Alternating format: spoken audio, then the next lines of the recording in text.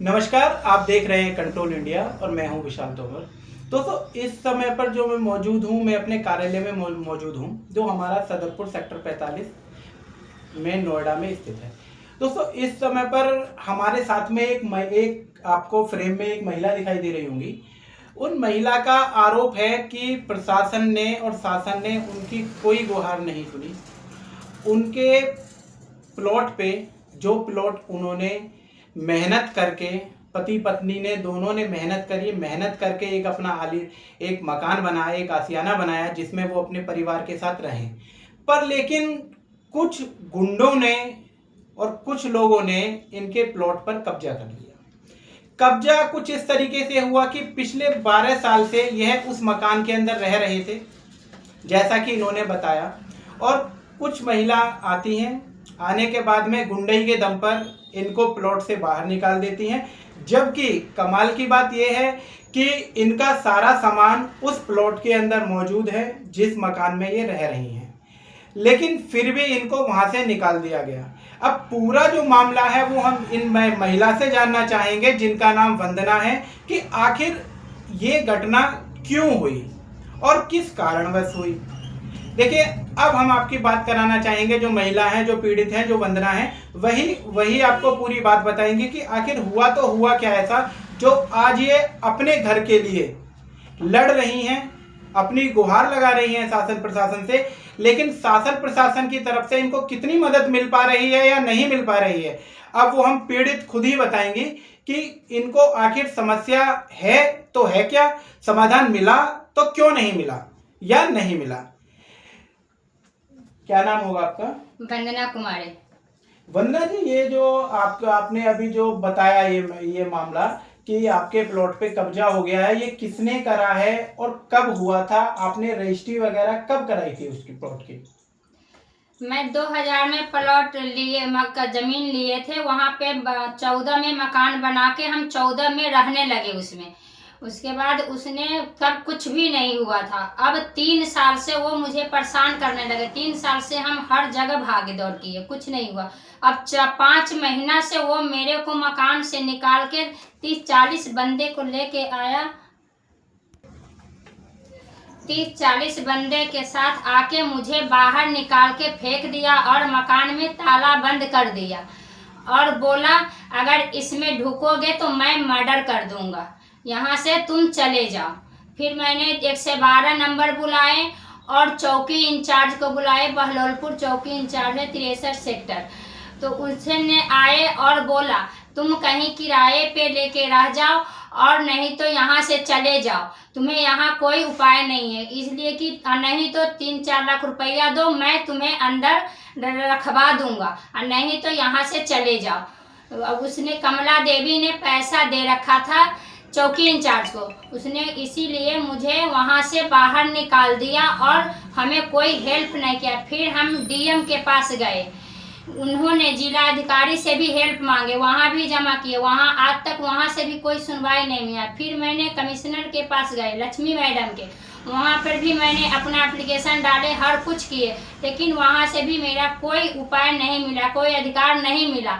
Last में मैं यही करूँगा, कहीं से अधिकार नहीं मिल रहा है तो मैं अपना जान हत्या करूँगी, या डीएम के पास जाके करूँ या कमिश्नर मैडम के पास। मुझे आखिरी ऑप्शन यही दिख रहा है।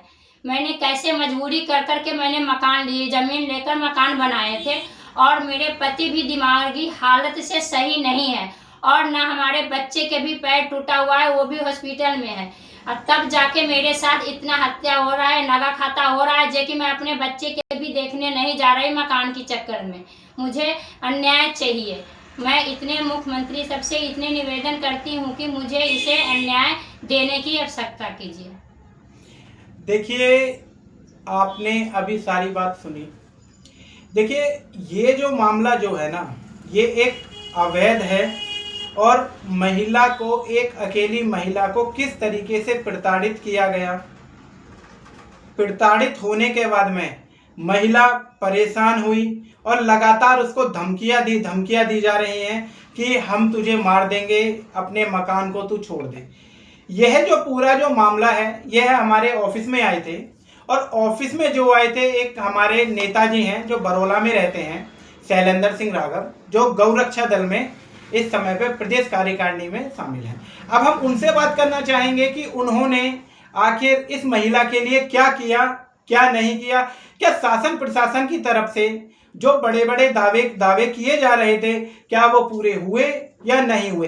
एक तरफ तो प्रदेश सरकार महिला सशक्तिकरण पर जोर दिया जा रहा है कि महिलाओं को जागरूक किया जाएगा, महिलाओं के लिए हर तरीके की सुख सुविधा उपलब्ध की जाएगी, उनकी सुरक्षा का विशेषकर ध्यान रखा जाएगा, और एक तरफ अगर हम इस मामले को देखते हैं तो वह सारे दावे खोखले नजर आ रहे हैं। अब हम आपकी बात कराएंगे जो मंत्री जी हैं, प्रदेश मंत्री हैं गौरक्षा के, उनसे हम बात कराना चाहेंगे शैलेंद्र सिंह राघव जी की। राघव जी, ये जो मामला जो अब आया है सामने, इस मामले से आपको क्या लगता है कि कहीं ना कहीं प्रदेश सरकार की जो छवि है वो धूमिल होगी या नहीं होगी?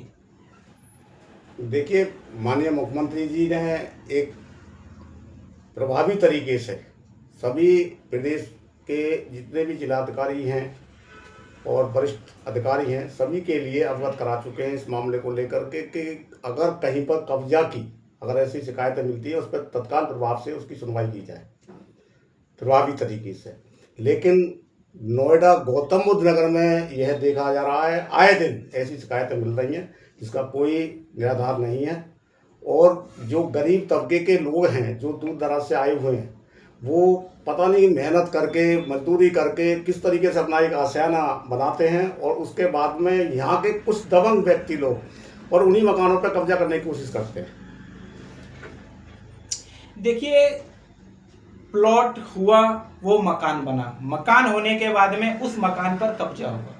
जैसा कि अभी इन्होंने बताया कि ये पिछले 12 साल से उस मकान के अंदर रह रही थी। रहने के बाद में अगर कब्जा होता है तो कहीं ना कहीं आपको क्या आशंका लग रही है कि बिना शासन प्रशासन की मदद के यह काम हो सकता है? देखिए, ये तो एक कहना उचित नहीं होगा कि इसमें प्रशासन मिला हुआ है, लेकिन ज़्यादातर ये जो काम हो रहे हैं ये लोकल व्यक्ति ही करते हैं।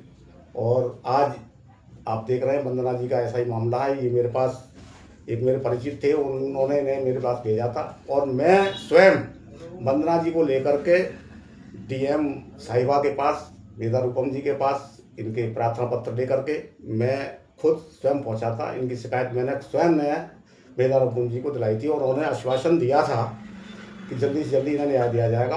और तभी वेदा रूपम जी ने यहाँ के वरिष्ठ अधिकारियों को अवगत भी कराया था इस मामले से, लेकिन दुर्भाग्य इतना है कि अब तक इस महिला के लिए कोई न्याय नहीं मिल पाया। कहीं ना कहीं आपको लगता है कि प्रदेश में योगी जी की सरकार है और उसके बावजूद भी महिला के ऊपर इतना अत्याचार हो रहा है?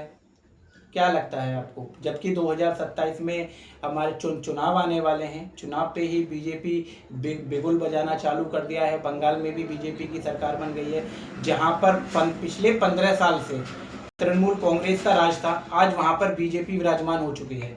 क्या लगता है कहीं ना कहीं 2027 के चुनाव में अगर ऐसे ही मामले आते रहे महिला सशक्तिकरण को लेके, सरकार दावा कर रही है कि महिला सशक्तिकरण पर जोरों से काम चल रहा है, लेकिन आज महिला ही परेशान है, उसी को ही धमकाया जा रहा है, उसको उसके आशियाने से निकाल दिया गया। तो आपको क्या लगता है कि 2027 के लिए ये अच्छा हो रहा है?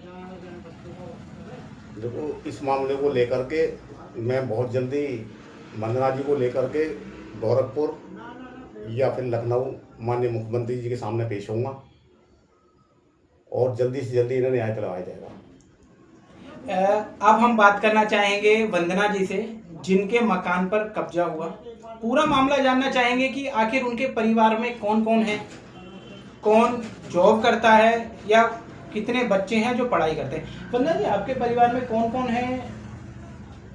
हम हैं, हमारे पति है, हमारे 2 बच्चे हैं। तो पति आपके क्या काम करते हैं? पति हमारे अभी 10-11 साल से वो मानसिक हालत से परेशान है, वो नहीं जॉब, वो कुछ भी नहीं करते, वो घर पे रहते हैं फिलहाल। उनको इलाज चल रहा है डॉक्टर से रांची में। और जो दो आपके बच्चे हैं वो लड़के हैं लड़कियां हैं? लड़के लड़की दोनों हैं, लड़के लड़की दोनों हैं। वो पढ़ाई कर रहे दोनों, एगो बारहवीं में है और एगो बीकॉम के तैयारी कर रही है। देखिए, ये कहना गलत नहीं होगा कि आपदा को एक अवसर की तरह खोजा गया है। कहना अच्छा नहीं लग रहा कि आपदा को अवसर की तरह खोजा गया, लेकिन रियलिटी यही है इनकी बातें सुनने के बाद में, वंदना जी के में, कि आपदा को अवसर पे की तरह खोजा गया है। आपदा इस चीज की आई कि परिवार का कमाने वाला, वो उसकी मानसिक स्थिति अच्छी नहीं थी, उसने काम छोड़ दिया, वह जॉब नहीं कर पा रहे हैं। एक अकेले वंदना जी हैं जो ही अपने बच्चों का गुजर बसर कर रही हैं। बच्चे छोटे हैं। अब ये बताइए, अकेली महिला न्याय के लिए कहां कहां भटके। देखने की बात ये होगी, आप पूरी स्टोरी के साथ बने रहिएगा कि अगली कड़ी में हम ये दिखाएंगे कि वंदना जी आखिर कहां कहां जाएंगी अब आगे। ये इन्होंने यह चीज हमें बताई है कि ये सीपी मैडम के पास भी जा चुकी हैं, डीएम मैडम के पास भी जा चुकी हैं, लेकिन अभी तक इनकी कोई सुनवाई नहीं हुई है। क्या इनको अपने आलीशान मकान में रहने की परमिशन मिल पाएगी, जिसका इनके पास में सारे वैध कागज हैं, रजिस्ट्री भी है, म्यूटेशन भी है, पावर ऑफ टर्नी भी है, हर वैध कागज उपलब्ध हैं, लेकिन उसके बावजूद भी आज इनको उस मकान से भगा दिया गया। जो कल तक इनका आशियाना था, आज वह लोगों ने इनके लिए ही हटा दिया गया है। अब वो जाएंगी तो डरते डरते हुए जाएंगी कि आखिर मेरे छोटे बच्चों के लिए क्या मैं उस घर में सुरक्षित रह पाऊंगी। बने रहिए विशाल तोमर के साथ में कंट्रोल इंडिया।